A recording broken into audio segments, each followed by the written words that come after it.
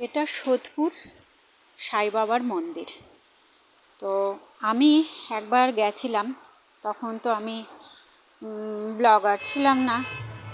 তো আজকে আমার ছেলে গেছে, তাই ছেলেকে বললাম যে তুই একটু আমাকে ভিডিও করে পাঠিয়ে দে। আমার ভীষণ ভালো লেগেছিল। আপনারা হয়তো অনেকে দেখেছেন, যারা সোদপুরে থাকেন বা তার কাছাকাছি কোথাও থাকেন তারা দেখেছেন, তারা জানবেন মন্দিরটা কতটা সুন্দর। আর যারা দেখেননি তাদের উদ্দেশ্যে বলছি, মন্দিরটি দেখুন, খুব সুন্দর। আমি ওখানে গিয়ে এত ভালো লেগেছিল যে আমার আসতে ইচ্ছে করছিল না, এত শান্ত পরিবেশ একটা।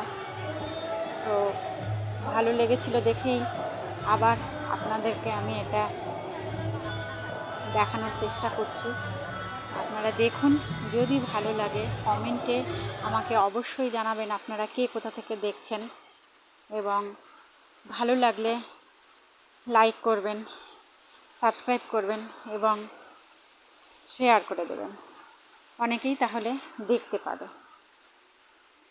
অবশ্যই ভালো লাগবে আশা করছি। তো দেখুন আমার এই ভিডিওটি। যেহেতু এখন কলেজটা ছুটি, কলেজ স্কুল সব ছুটি চলছে, তো সেজন্যে আমার ছেলে গেছে দিদির বাড়িতে ঘুরতে। তো মাসি বাড়িতে ছিল, মেসোর সাথেই ও বেরিয়েছিল। প্রচণ্ড বৃষ্টি হচ্ছিল,